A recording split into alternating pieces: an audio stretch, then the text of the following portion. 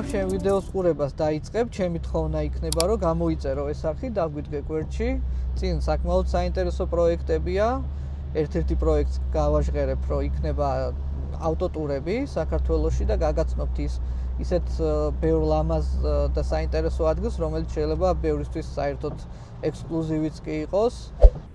გამარჯობათ მეგობრებო, დღეს წარმოგიდგენთ ჩემს პირად ავტომობილს, ყოველდღიურ ავტომობილს. BMW M235 და ჩვენ ვიმყოფებით ლილო არენაზე.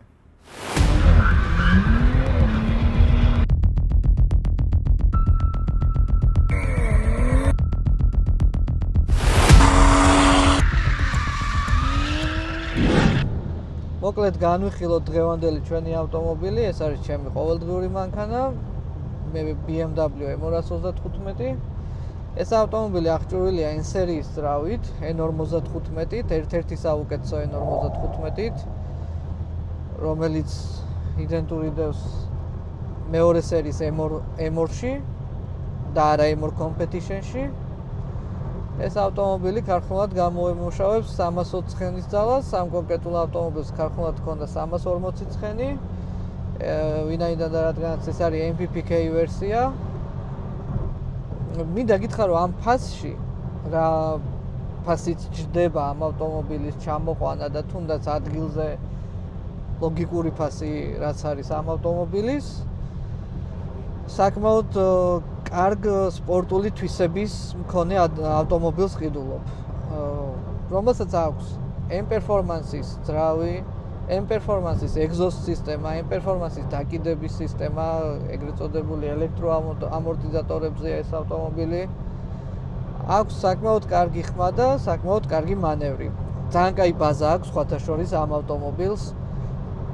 აი მეოთხე სერიას რო შევადაროთ, მაგალითად დაახლოებით რომ გადმოგცეთ ეს ყველაფერი.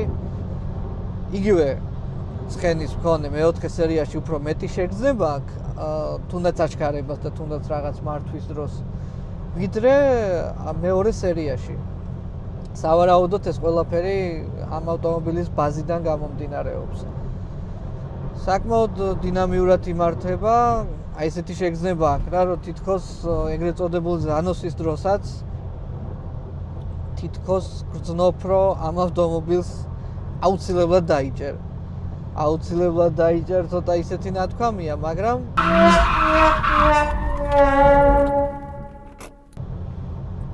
მოკლედ საკმაოდ მარტივად მოგყვება თუ რაღაც ოდნავ ნორმალური უნარი გაქვს ავტომობილის სპორტული მართვის და ეგრეთ წოდებული დრიფტის. დრიფტს ეხლა ცოტა ვერ დავარქვედი, ღია ხიდით არის ეს ავტომობილი აღჭურვილი. უმეტეს ამ ავტომობილს ღია ხიდი მოყვება ქარხნულად. უბრალოდ ეხლა ეს ავტომობილი უკვე აღარ არის ქარხნულ მდგომარეობაში და მას აქვს დაახლოებით 500 ცხენი და 700-ზე მეტი ნიუტონ-მეტრი. ეს კადრებიც რაც თქვენი ხილავთ, რაც შეეხება ტრეკზე სრიალს, ეს ყველაფერი ალბათ უფრო ამ დიდი თორქის დამსახურებაა, რომ საკმაოდ გიმარტივდება მოსახვევის ეგრეთ წოდებული ზანოსით გავლა და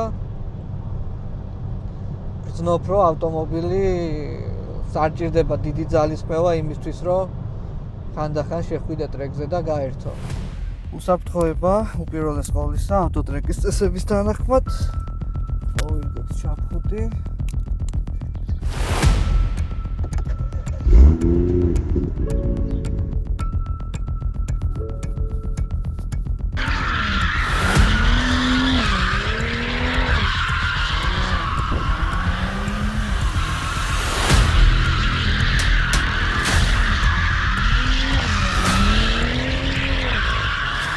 ყოველდღიურადაც საკმაოდ კარგი წვა აქვს, იმიტომ რომ ამ ავტომობილს აქვს 4 მაფი. პირველი არის ძალიან ლაითი 98 ოქტანის, ანუ სუპერსროვ ეძახით. ამაზე არის კონკრეტულად ეს დაპროგრამებული, რომ აქვს საკმაოდ ასე ვთქვათ დაბალი წვა. ამას წინათ TikTok-ზეც დავდე ეს ვიდეო და დაახლოებით 100 კილომეტრზე აქვს 5.5 წვა. 80-100 კმ/სთ მოძრაობის დროს ქალაქ გარეთ, რა თქმა უნდა. შემდეგ მეორე მაპზე გვაქვს უკვე ეგრეთ წოდებული საბრძოლო ბაევოი მაპი სუპერზე 98-ზე და გამოვიმუშავებს სადღაც 500 ცხენამდე 470-480 მე მგონი ესეა და შემდეგ გვაქვს E20 და 50-ის მაპი. რეალურად ეს ავტომობილი ამ ყველაფრისთვისაც გავამზადეთ თავიდანვე, ანუ აქვს დიდი გაგრილების სისტემა REV9 intercoolers რო ვეძახით, აქვს charge pipe შეცვლილი, რადგან თავისი charge pipe მოგეხსენებათ პლასმასის არის და პატარა ცხენის ნამაძეც კი პრობლემები ექნება და ტყდება. გვაქვს ასევე გამორიდებული ეგრეთ წოდებული კატალიზატორები და ავტომობილს უყენია VRSF-ის downpipe. კიდე რა გვაქვს? და გვაქვს მაღალი წნევის ნასოსი გვიყენია ახალი თაობის Toyota Supra-ს. იგივე აქვს G-series B58 ძრავებს. იდეაში B58-ის მეორე გენერაციის მაღალი წნევის ნასოსი აყენია. ნასოსი. როგორ არის ქართულად ნასოსი? ხო და ამ ყველაფრის ხარჯზე საკმაოდ მარტივად ვიყენებ სპირტის სხვადასხვა ოქტანს.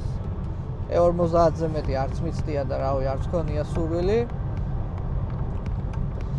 ეს ავტომობილი სხვათა შორის, როდესაც დავანასტროიკეთ, მაშინ Supra-ს ნასოსი არ ქონდა, მაგრამ E30-ზე თუ არ ვწდები, ქონდა, თუ არ ვწდები E30-ზე ან E40-ზე, ზუსტად ვეღარ ვიხსენებ, ქონდა 8 და 1 100-200-ის დრო.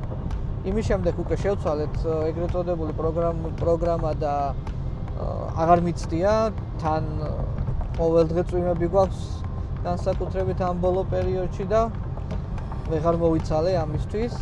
სიმართლე გითხრა, იმისთვის არ ვიღწვი, რომ რაღაც ვიღაცას გაასწროს და რაღაცა რეკორდები მოხსნას ამ ავტომობილმა. ეს არის უბრალოდ ყოველდღიური მანქანა, რომელსაც მინდა რომ კონდეს საკმარისი ცხენი და ეგრეთ წოდებული თორქი, ნიუტონ-მეტრი. რასაც უკვე მივაღწიე, არც თუ ისე დიდი ჩარევით, 44000 კილომეტრია, რაც მე და ეს ავტომობილი ერთად ვართ, წელიწად-ნახევარია დაახლოებით. ისი ექსპლუატაცია ძალიან მარტივია, მაგრამ საყურადღებო ფაქტია, იქიდან გამომდინარე, რომ ამ ავტომობილს და ამ ძრავს სჭირდება დროული მოვლა. მოვლის ფაქტორს რაც შეეხება, ძრავში ვასყავთ 0.40-ზეც. შეიძლება რეკლამად ჩამითვალოთ, მაგრამ ვასყავ 0.40 ამ სოილს, რადგან ალბათ ვერუსთვის საინტერესო იქნება ეს გამოცდილებაც. 5000 კილომეტრზე იცვლება ხოლმე ზეთი. ხანდახან ისე ხდება, რომ შეიძლება მომიწიოს ან 100-200 ზომავდე, ან უბრალოდ ტრეკზე დავდიოდე და აქედან გამომდინარე ზეთს ვდილობ ხოლმე, რომ გავანახე, რომ მისი შეცვლა, ანუ 5000 მაგვირად 2.5-ზე შევცვალო, რაც საკმაოდ უხარნძლივებს მის ძრავს და მის ტურბოს სიცოცხლეს, ასე ვთქვათ. ავტომობილი დანასტროიკებულია ირაკლისთან, მაჩიტიძესთან, STS-ში. მისი ინდივიდუალური, ასე ვთქვათ, პროგრამული უზრუნველყოფით არის და ნასტროიკას რო ვეძახით და საკმაოდ კმაყოფილი ვარ.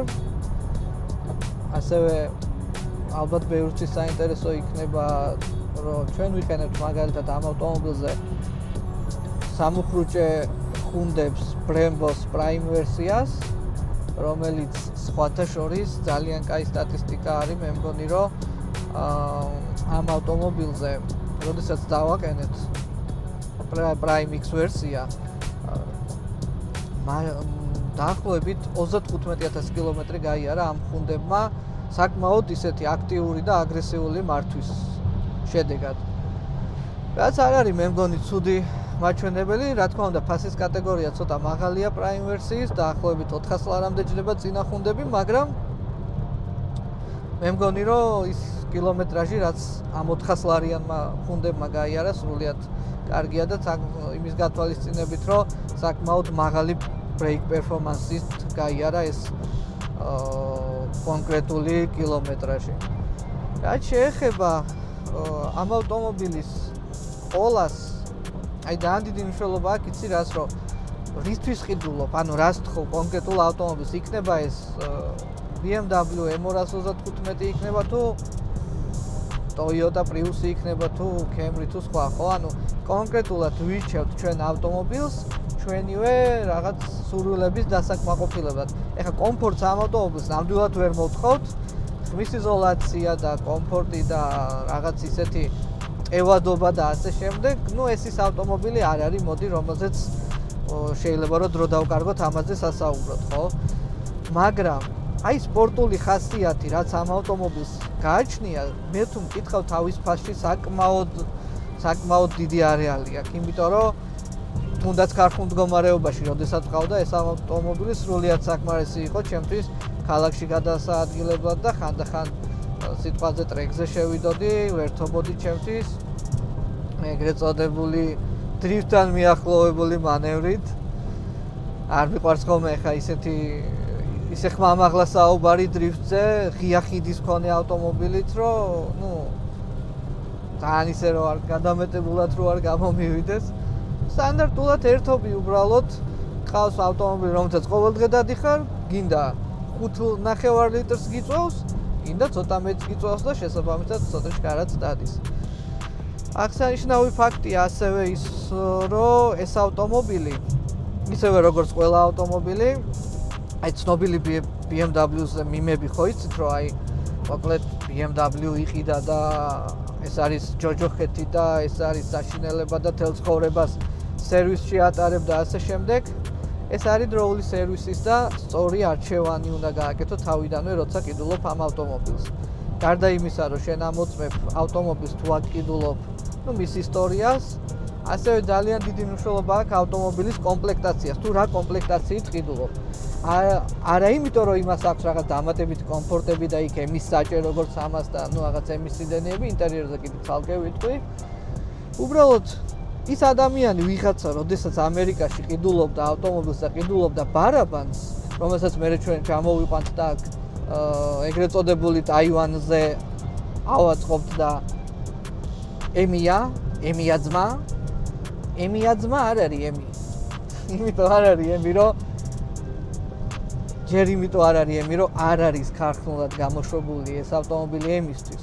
მერე მისი ტექნიკური მონაცემებს რაც შეეხება და მის ექსპლუატაციის პირობებს, აი იმ ამერიკელმა ვინც იყიდა ის ბარაბანი, აი დარწმუნებული ვარ შენაირი ავტომოყვარული, რომელიც შენ გინდა რომ ემის შიდოკით იყოს, ეგრეთ წოდებული ემის ბამპერით და ასე შემდეგ. იმ ადამიანს ეს ავტომობილი ყავდა რაღაც სტანდარტული გადაადგილების საშუალება და შეიძლება საერთოდ არ უვლიდა და შენ აქ რაც არ უნდა მაღალი ხარისხის ზეთი ასხა და ისეთ გადაყვეთან, შენამდე ის 100,000 კილომეტრი გაიარა თუ რაც გაიარა, არ გაუვლია ამ ავტომობილს ისეთი ექსპლუატაციის, ასე ვთქვათ, ხარისხით, როგორც ჭირდება ამ ავტომობილს და შესაბამისად მე ხდება ხოლმე იქ, რომ ან ძრავი იჭედება, ან რაღაცა სხვა რაღაც დეტალი ფუჭდება. ყველაფერს აქვს ძალიან დიდი მნიშვნელობა და აქედან გამომდინარე ჩემ მაგალითზეც რომ ვთქვათ, ეხლა არ არის პატარა გამოცდილება 44,000 კილომეტრი კონკრეტულად ამ ავტომობილთან ერთად, რომ ვერ გითხრათ ის, რომ როგორი იყო ეს 44,000 კილომეტრი, როგორი იყო და ზეთს ვსვლიდი და ხუნდებს ვსვლიდი, აი ესეთი იყო. ეხლა იქ რაც aftermarket ნაწილი დავაყენე იმ ჩემი პირადი სიამოვნების გამო, ეგ უკვე არ ჩავთვლიდი ამას, ხო, რაღაც ისეთ საექსპლუატაციო ხარჯებში. ეს არის უბრალოდ ჩემი სურვილი და ჩემი ასე ვთქვათ მოთხოვნა იყო ამ ავტომობილისგან, რომ რაღაც კონკრეტული შედეგი მიმეღო. შესაბამისად, საკმაოდ ჩავთვლი, რომ კარგი ავტომობილია.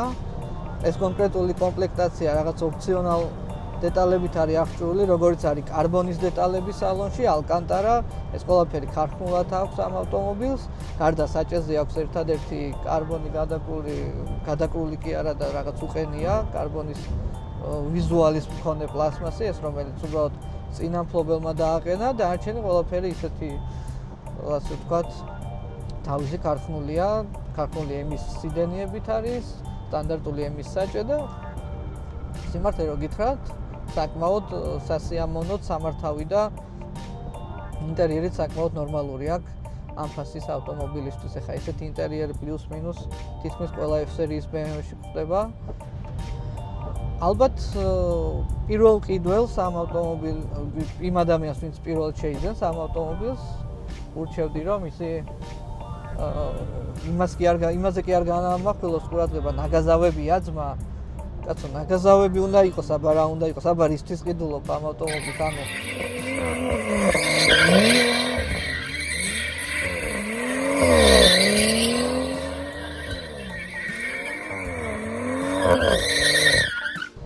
კი გავიგე რომ რაღაც არ არის სასწაული ცხენების მქონე და ასე შემდეგ, მაგრამ კეთდება საკმაოდ ისეთ შედეგებამდე, რომ სრულიად საკმარისია და სრულიად შეუძლია მოგანიჭოს ის სიამოვნება, რომელიც შეიძლება მიიღოს სპორტული ავტომობილისგან, ხო? დანარჩენ დეტალებს თუ N55-ს ყიდულობთ და სიტყვაზე არა 240, B58-ს, რომელსაც სხვა ვიდეოში ცალკე განვიხილავთ. ალბათ გარბენი ყველაზე მთავარია შეარჩიოთ, შეიძლება დაბალი გარბენით, ამას გირჩევდით. კომპლექტაციასაც, პლუს მინუს არ არის რაღაც დიდი განსხვავებები, ეხლა ეს არის ყველაზე მაქსიმალური კომპლექტაცია, მაგრამ ეგ სხვაობაც არის, როგორც გითხარით, გარდა იქ M-Performance-ის ეგზოსტი და დაკიდების სისტემა და რაღაცეებში, პლუს ამას შიდა ინტერიერში რაც აქვს, რაც გითხარით, ეს დეტალებია, მეტი არაფერი რაღაც ისეთ სასწაული ამანქანას არ აქვს, არც ერთ ვერსიას. F-2-ზე მაქვს საუბარი.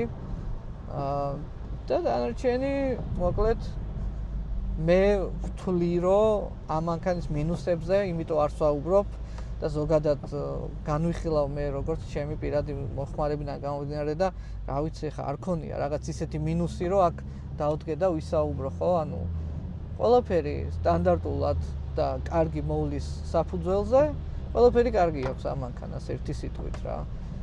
და მართვის მხარე შეიძლება ბევრჯერ ვახსენო ეს ყველაფერი, მაგრამ ძალიან სასიამოვნო აქვს, იმიტომ რომ სხვანაირად მოყვება ეს კუზაო, ეგრეთ წოდებული. სხვანაირი მართვა აქვს სხვა მოდელებისგან განსხვავებით. შეიძლება მე-4 სერიაში 500 ცხენიან, მე-4 სერიაში ვაფშე სხვანაირად გრძნობდი ამ აჩქარებას და ამ ავტომობილში ცოტა უფრო ლაითად იგრძნობა ეს ყველაფერი. ერთი სიტყვით ჩვენი M235 ალბათ კადრებსაც იხილავთ, ჩვენი ტრეკზე სიარული, ტრეკზე სიარულის რა მოგახსენოთ, ტრეკზე მაიმუნობის. ეს ყველაფერი იმისთვის, რომ ავტომოყვარულებს და ჩვენს მაყურებელს გქონდეს ლამაზი კადრები და დაახლოებით იმის განცდა თუ რა შეიძლება ამ მანქანით აკეთო. რა შეუძლია ამ ავტომობილს. და BMW-მ ეს ავტომობილი თქვენთვის შექმნა იმისთვის, რომ რაღაც დაბალ ბიუჯეტში, არა M2-ის ბიუჯეტში და არა მით უმეტეს M2 competition-ის მიიღო რაღაც სპორტული გამოცდილება, რაღაც მართვის სიამოვნება, სიჩქარის არის რაღაც ფაქტორები, რის გამოც შეიძლება ტრეკზე შეხვიდე ამ ავტომობილით და 2-3 წუთში ეს შენი N55 ძრავი დასტუკო. ასეთი გამოცდილება გამიზიარა ერთ-ერთმა ამ ავტომობილის ფლობელმა, საკმაოდ გამოცდილმა ადამიანმა. მაგრამ მაგის აღმოფხრად შეიძლება დაახლოებით $300-400 ფარგლებში აყენებ M2-ის კარტერს და M2-ის ანუ ძრავის ზეთისავს და ძრავის ზეთის ნასოსი როგორ იქნება ტუმბო? მოკლედ. ძალიან ისეთ ტექნიკურ ენაზე ძალიან ბევრს მომთხოვთ. გააქტიურე ზარის ღილაკი, გამოიწერე ეს ჩვენი არხი და დაგვიდე კი გვერდში. ჩვენ შენთვის გავაკეთებთ საკმაოდ ხარისხიან და კარგ კონტენტს.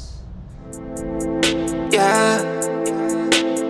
Trying to find a way to gotta keep my promise, but the breeze is burnt. You keep silence in your mind, I can hear you screaming out, but the tears bleed down on the chair.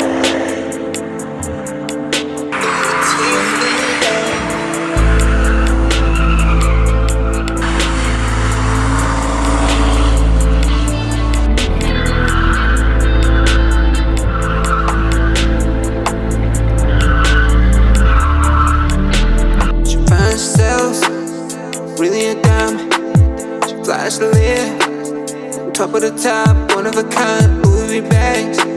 She don't give a fuck, running on tour, sleeping on ya. Thought I was locked, I wanted and needed Can't be undone, yeah. Always been telling my G you're doing it wrong. Sometimes I had to let go. I'm swimming in where they don't belong. I ain't saying trouble inside, but in the meantime I'm just rewind, back in time to wheels fire. We hound and shit, and they just slide in the hot summer night.